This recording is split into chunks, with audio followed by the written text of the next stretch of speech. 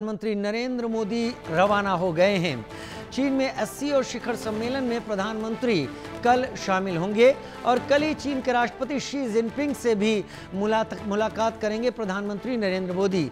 6 साल के बाद शी जिनपिंग और प्रधानमंत्री मोदी की मुलाकात होगी।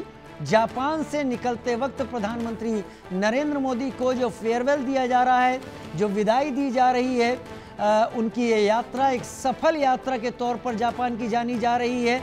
इसके बाद वो चीन के लिए निकल पड़े हैं। वो तस्वीरें जब अपने एयरक्राफ्ट में बैठने की तरफ जा रहे थे और उनको भारतीय राजदूतों की तरफ से, जापान के वरिष्ठ अधिकारियों की तरफ से और वहाँ के नेताओं की तरफ से विदाई दी जा रही थी। उधर रूस के राष्ट्रपति व्लादिमीर पुतिन और प्रधानमंत्री नरेंद्र मोदी के बीच चीन के तियानजिन शहर में एससीओ शिखर सम्मेलन के इतर होने वाली द्विपक्षीय मुलाकात का शेड्यूल भी सामने आ गया। दोनों नेता सोमवार को चीन के तियानजिन में होने वाले एससीओ शिखर सम्मेलन के दौरान मुलाकात करेंगे। चीन के तियानजिन से हमारी सहयोगी मेघा शर्मा की रिपोर्ट। मैं हूं तियानजिन चाइना में, जहां पे एससीओ समिट होने वाली है 31 अगस्त और 1 सितंबर। ये 2 दिन एससीओ समिट चलेगी। यहाँ पे जो एससीओ समिट 10 मेंबर ग्रुपिंग है, यहाँ पे सबसे अहम जो मेंबर्स हैं, ऑफ कोर्स चाइना जो होस्ट कंट्री है, जो यहाँ पे एससीओ समिट को होस्ट कर रही है। इंडिया जो कि प्रधानमंत्री नरेंद्र मोदी इसका नेतृत्व करेंगे और यहाँ पहुँचेंगे कुछ ही देर में तियानजिन में। और प्रेसिडेंट पुतिन, व्लादिमीर पुतिन, जो रशिया के हेड ऑफ स्टेट हैं। सबसे पहले हम बात करते हैं इंडिया और चाइना के बायलैटरल रिलेशनशिप की तरफ। इसके बारे में बात करें तो कहते हैं कि पिछले 7 सालों में प्राइम मिनिस्टर नरेंद्र मोदी ने चाइना में कदम नहीं रखा है। तो पिछले 7 सालों के बाद प्राइम मिनिस्टर नरेंद्र मोदी ये ऐतिहासिक विजिट पर चाइना विजिट कर रहे हैं और शी जिनपिंग को मिलेंगे इस एससीओ समिट के साइड लाइन्स पे। सबसे अहम बात ये भी बनती है कि इस एससीओ समिट के साइड लाइन्स में जो इंडिया और चाइना के जो बायलैटरल रिलेशंस हैं, ट्रेड रिलेशंस हैं, people to people connect, culture connect है, इसको एक बहुत ही बड़ा इम्पेटस मिलेगा, इसको एक बहुत बड़ा मोमेंटम मिलेगा। जब बात करें पिछले कुछ ही महीनों की बात है, हम देखें कैलाश मानसरोवर यात्रा को रिज्यूम कर दिया गया है। यहाँ पे ऑलरेडी इंडिया और चाइना के बीच में वार्तालाप हो चुकी है कि दोनों कंट्रीज़ के सिटीजन्स को वीज़ा प्राप्त दिया जाए, वीज़ा दिया जाएगा। तीसरी बात, इसके बारे में भी अब एक यूनानिमस डिसीजन है कि फ़्लाइट्स जो हैं इंडिया और चाइना की डायरेक्ट फ़्लाइट्स, उनको रिज्यूम कर दिया जाएगा। ये तो हुई बात पीपल टू पीपल कनेक्ट की। ट्रेड की बात जब बात कर लेते हैं तो जब वांग यी जो कि फॉरेन मिनिस्टर हैं चाइना के, वो कुछ 2-3 हफ्ते पहले भारत में आए थे और उन्होंने भारत और चाइना के वार्तालाप जो हुई उसके तहत ये कहा गया कि जो एक्सपोर्ट्स पे बैन लगाया गया था, चाइना ने जो एक्सपोर्ट्स पे बैन लगाया था, जिसमें फर्टिलाइज़र्स, रेयर अर्थ मिनरल्स और बोरिंग मशीन्स अहम हैं, उन पे बैन लिफ्ट हो जाएगा। और यही नहीं, काफ़ी सारे और भी ट्रेड के एवेन्यूज़ को एक्सप्लोर किया जाएगा, क्योंकि इस समय सबसे बड़ी मुश्किल का सामना जो पूरा विश्व और चाइना और इंडिया भी फेस कर रहे हैं इसको, वो है ट्रंप के टैरिफ्स। 50% टैरिफ्स से जूझता हुआ इंडिया अब मार्केट्स को एक्सप्लोर कर रहा है, चाहे वो ईस्ट एशिया में हो, साउथ ईस्ट एशिया में हो, चाहे वो जापान में हो और इस समय चाहे वो चाइना में हो। तो ये एक बहुत बड़ा इम्पेटस मिलेगा, क्योंकि चाइना जिसके पास ट्रेड सरप्लस रहा है वो और अपनी इन्वेस्टमेंट्स भारत में कायम करेगा। भारत की मार्केट्स जब और भी खुल जाएंगी चाइना के लिए, तो ये एक इन्वेस्टमेंट अपॉर्चुनिटी है चाइना के लिए। उसी प्रकार इंडिया को अपनी टेक्नोलॉजिकल वेयरविदॉल को इंक्रीज़ करने के लिए, इम्प्रूव करने के लिए चाइना की मदद चाहिए होगी, चाहे वो सेमीकंडक्टर्स हो, चाहे वो लिथियम हो, चाहे वो हम बात करें रेयर अर्थ मिनरल्स की, कोबाल्ट, इलेक्ट्रिक व्हीकल्स, इन सब आपकी मदद हमें चाइना से मिलेगी, जिसके कारण हमारी मार्केट्स ज़्यादा सक्षम होंगी, ज़्यादा सेल्फ रिलायंट बनेंगी और हम बाकी मार्केट्स को, कंपेटिटिव मार्केट्स को टक्कर दे पाएंगे। ये तो हुई चाइना और इंडिया की बात है। और इसका हम ये भी एक फोकस में लाएं कि रशिया के जो प्रेसिडेंट है व्लादिमीर पुतिन, वो भी इस समिट में पहुंचेंगे। इंडिया और रशिया के जो हेड्स ऑफ स्टेट्स हैं, प्रधानमंत्री नरेंद्र मोदी और प्रेसिडेंट पुतिन, उन दोनों के बीच भी बायलैटरल मीटिंग होगी on the sidelines. In fact Kremlin ने तो ये भी अनाउंसमेंट कर दी है कि व्लादिमीर पुतिन दिसंबर में 2025 में इंडिया पहुंचेंगे और प्राइम मिनिस्टर नरेंद्र मोदी से मिलेंगे।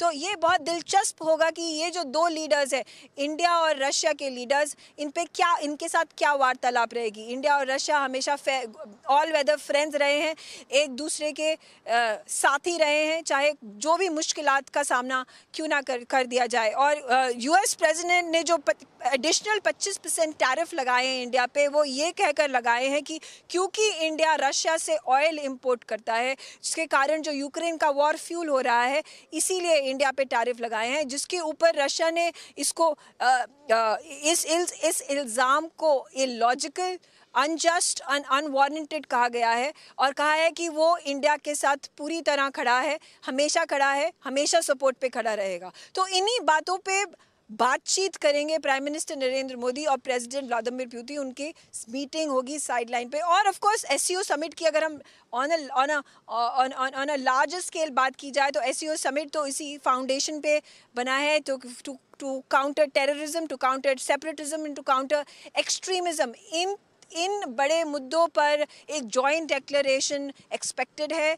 ये सारे लीडर्स बातचीत कर सहमति से आकर इस जॉइंट डिक्लेरेशन पे साइन करेंगे और counter terrorism, terror financing, extremism को लेके जो कि मुद्दे हैं, जो कि पूरा विश्व इससे जूझ रहा है। इंडिया में जो पहलगाम टेरर अटैक हुए थे, इंडिया ने इसके ऊपर एक काफ़ी ठोस आवाज़ उठाई है, जिसका वो चाहेगी कि एससीओ मेंबर्स साथ में अग्रीमेंट में हो, इंडिया के सपोर्ट में हो और एक जॉइंट डिक्लेरेशन इस पे साइन किया जाए।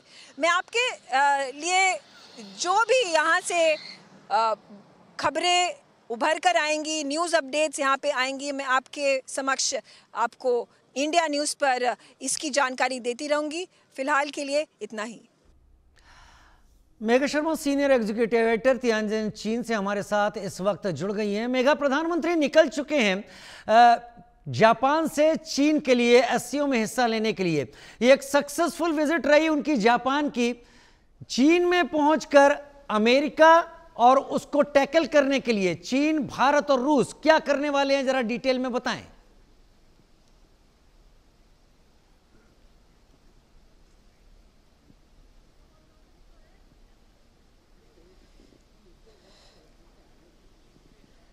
क्या भारत चीन मिलकर ट्रंप के टैरिफ का जवाब देंगे? यह बड़ी बात है। क्या भारत चीन रूस मिलकर एक ऐसी तस्वीर सामने रखेंगे जिसमें इस बार ट्रंप को उलझना होगा और टैरिफ पर बैक ट्रैक करना होगा, पीछे की तरफ हटना होगा? क्या एससीओ की बैठक भारत, चीन, रूस की तरफ से एक बड़ा जवाब यहां पर दे पाएगी?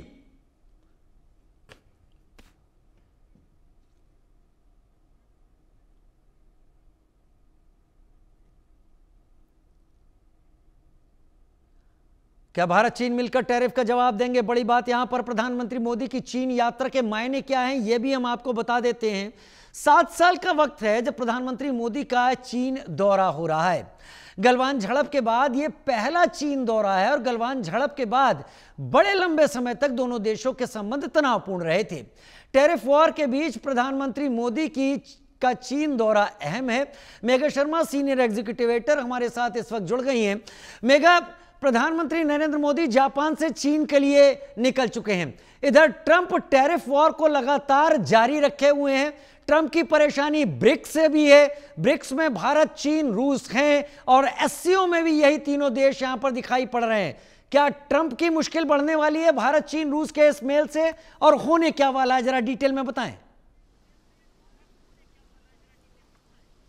ये बहुत ही इंटरेस्टिंग सर्कमस्टांसेस जिन देशों के आपने बारे में बात किया, जैसे कि रशिया हो गया, इंडिया हो गया, चाइना हो गया, और ये SCO समिट के तहत जो सब मिलेंगे हेड्स ऑफ स्टेट्स, सबसे बड़ी बात जो कि SCO समिट को ओवरशैडो करेगी वो US ट्रंप के ट्रेड टैरिफ्स ही होने वाले हैं। अब इंडिया 50% के ट्रेड टैरिफ से जूझ रहा है। जो चाइना के फॉरेन मिनिस्टर थे वांग यी, वो दो हफ्ते पहले इंडिया आए थे, वो दिल्ली में आए थे। वो इंडिया के फॉरेन मिनिस्टर S जयशंकर से मिले, वो प्राइम मिनिस्टर नरेंद्र मोदी के साथ भी मिले, और उन्होंने यही एक मैसेज दिया कि इस समय अब समय है इंडिया और चाइना की पार्टनरशिप आगे बढ़ाने का। उन्होंने ये भी एक मैसेज किया कि जो इतने सारे एक्सपोर्ट्स के जो रूट्स बंद कर दिए गए थे चाइना द्वारा और इंडिया द्वारा भी, वो अब खोलने की तैयारी में है। चाहे वो हम फर्टिलाइजर्स की बात कर दें, चाहे हम वो बात करें रेयर अर्थ मिनरल्स की, कोबाल्ट इंपोर्ट्स करने के लिए, चाहे वो इंग्रेडिएंट्स चाहिए होते हैं, APIs विच मींस फार्मास्यूटिकल्स, चाहे वो हम बोरिंग मशीन्स की बात कर लें, ये सब रिक्वायरमेंट्स इंडिया के लिए बहुत बहुत महत्वपूर्ण हैं, और ये सारे के सारे इंपोर्ट्स इंडिया चाइना से ही परचेज कर चुकी है। अब जैसा कि आपने गालवान के बात की, उस समय हमारे रिलेशंस बेस्ट सिचुएशन पे नहीं थे, पर अब देखा जाए 5 साल होने को हैं। इंडिया और चाइना के जो प्रधानमंत्री हैं, जो हेड्स ऑफ स्टेट्स थे, वो काजान में मिले थे रशिया में अक्टूबर में लास्ट ईयर, और अब देखा जाए यहाँ पर 2025 इन अगस्त 31 अगस्त जब prime minister Narendra Modi China के प्रेसिडेंट शी जिनपिंग से मिलेंगे, ये उनकी पहली बायलैटरल होगी पिछले 7 सालों में। जो last bilateral prime minister Narendra Modi की हुई थी जब वो वुहान में पहुंचे थे शी जिनपिंग के न्योते पर, और वो वहां पे मीटिंग हुई थी, और उसके बाद हमने देखा कि काफी सारी प्रॉब्लम्स का सामना करना पड़ रहा है इंडिया और चाइना को। पर ट्रेड के बारे में इंडिया और चाइना और बाकी सारी SCO नेशंस और रशिया भी बहुत क्लियर कट हैं। वो चाहते हैं कि डी-डॉलराइजेशन हो, वो चाहते हैं डॉलर के ऊपर रिडक्शन ग्लोबल साउथ की कम से कम होती रहे, और supply chains, resilient supply chains बने इंडिया चाइना के बीच, चाइना रशिया के बीच, रशिया इंडिया के बीच, बाकी सारे ये जो 10 SCO नेशन स्टेट्स हैं, इन सब के बीच सप्लाई चेन्स बने, ताकि चाइना यूनाइटेड स्टेट से जो हमारी ट्रेड की जो रिलायंस है, डिपेंडेंस है, वो कम होता रहे, और यहाँ पे अल्टरनेटिव सप्लाई चेन्स बने। तो यही एक मुद्दा होने वाला है, सबसे बड़ा मुद्दा होने वाला है आज जब prime minister Narendra Modi Xi Jinping ji के साथ वार्तालाप करेंगे, बातचीत करेंगे। उनकी भी बायलैटरल मीटिंग कल के लिए नियुक्त है। मेघा, मुझे पता है कि आप वहां चीन में मौजूद हैं, और लगता है कि ट्रंप ने जो टफेस्ट टैरिफ चीन के ऊपर लगाए थे, उसके बाद भारत के ऊपर लगाने के बाद ये तीनों जो हेड्स ऑफ स्टेट हैं, वो कोई ऐसा रास्ता निकालेंगे कि ट्रंप को बैक ट्रैक करना पड़ेगा। बहुत शुक्रिया मेघा हमारे साथ जुड़ने के लिए आपका। और अब आगे बढ़ते हैं, उत्तर प्रदेश का रुख करते हैं, जहां पर बलरामपुर में एक फर्जी मदरसे का पर्दाफाश हुआ है। मदरसे के छात्रावास में 39 छात्राएं मिली।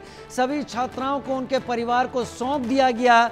बिना दस्तावेज ये मदरसा अब तक चल रहा था। छापेमारी के बाद इस मदरसे को बंद कर दिया गया। हालांकि इससे पहले जब मदरसों को अपनी लिस्ट बताने को कहा गया था, तब ऐसे कई मदरसे बंद हुए थे, लेकिन ये चोरी छिपे मदरसा चल रहा था। बलरामपुर में रेड, अवैध मदरसे का पर्दाफाश, और अवैध मदरसे को अब बंद किया गया। 39 लड़कियां यहां पर मिली।